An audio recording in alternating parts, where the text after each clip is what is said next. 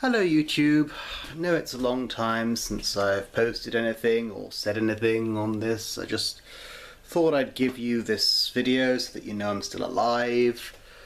And also because there was something I wanted to talk about which I should have mentioned a long time ago, but I'll say it right now. Actually, I'll tell you what it was that jogged my memory. It was my sister actually. She had this post up where she was talking, or this meme where she was video whatever talking about non-binary gender, and it was that jogged my memory of this now rather old story. So if anyone watches me, and I know nobody does, then tell me what you think. And my mind works in a very non-linear fashion, which is probably why it jogged my memory to talk about it so long afterwards. But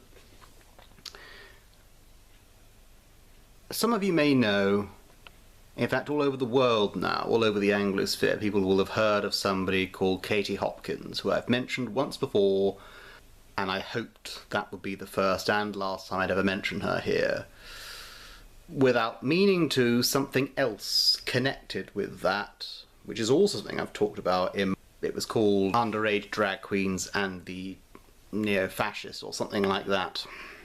I think I came across the word non-binary there as well. A person named Jack Monroe, who was a woman and then decided to become a trans man but didn't want to be known as he, even though if you're now a man and you're not a she, you should be a he, but she wants to be known as a they even though she's one person. I don't understand it and I don't want to understand it, but the point is she sued Miss Hopkins for £24,000 when on Twitter she accused her of endorsing the vandalism of a war memorial because she mixed her up with Laurie Penny, who in terms of politics is pretty much identical, though not in appearance, so I don't really think there's that much of an excuse for the mistake. Like I said, this Monroe person sued her. And it got me thinking. This is another thing that kind of jogged my memory over all this. Because more recently, Miss Hopkins has been in trouble for tweeting, "We need a final solution," when referring to the last piece of Islamic terror that befell the City of London. And because, the word final solution was used in the context of the Holocaust, a lot of people took exception to it, and she pretended it was she apologised for a spelling mistake. And she was punished. She lost her position on the radio station LBC. When years ago she said something disgusting about autistic people, I made my opinion plain on this matter, in the sense that I thought that the best way of punishing her was not to buy the newspapers where she was a columnist. She wasn't then on radio, but I would still say if she comes on radio, don't listen to that radio station if you don't like her. Don't buy her product as a businesswoman. The market will punish her, basically, if you just ignore her existence. But it got me thinking on a wider scale. Is this what we are as a nation, policing somebody's language? On Twitter?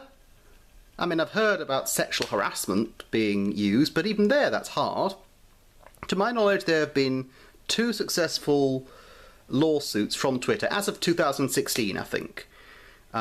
Rape threats they were, against a female person. And one of these was just a pathetic fat man who he had no history in sexual assault. He was just pathetic and was doing, he said, because everyone else was doing it. And the other person was a woman. So does it make her a rapist? Did she really want to rape her? No.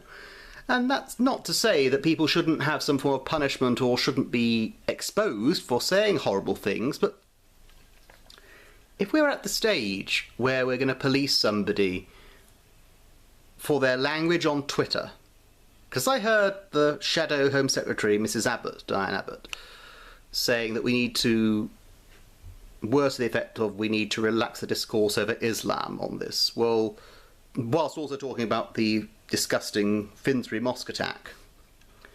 Well, unfortunately, how we talk about Islam is going to affect this, isn't it?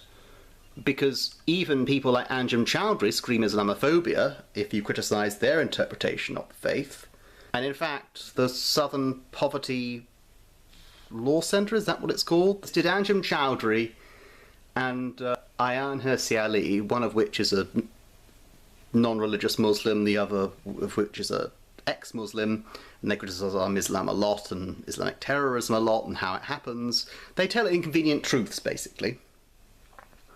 And they were both labelled pretty much as Islamophobes and racists, and when Mrs. Ali tried to enter Australia, a load of Muslim feminists compared her, a black Somali woman, to a white supremacist. So my question to people that see we need to relax our discourse, and it's amazing that I'm actually saying this as a result of two people I don't like, namely Munro and Hopkins. On whose terms are we should we define relaxing of discourse? On whose terms are we to say what hate speech is? I personally would never use words like final solution, particularly if I knew that some people were following me that might be close to that way of thinking. But we need to discuss this in an adult way, and my fear is that a lot of the people don't really want us to. And anyone that's looked underneath anybody's comments on YouTube, apart from mine, because I don't get any, I'm not well known enough, will know that you will get haters of every single stripe imaginable. Just take a video of your pick, a user espousing a political idea or a social position.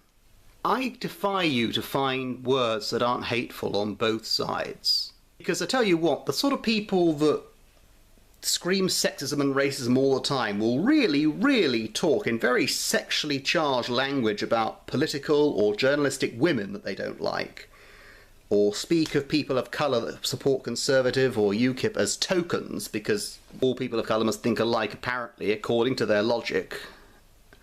And was it Trevor Phillips, that fellow, there was that magazine that questioned his blackness. I'm just wondering on whose terms it is that we are to define what's acceptable and unacceptable. Are we at the stage where we're policing each other's language, when we're going after their careers and suing them? And if we are going to go down that route, how far is it going to be? How far down the line are we going to go before extremists of other kind start winning recruits while we fight amongst one another? Just a thought. I've got other videos lined up. Some of them I began before.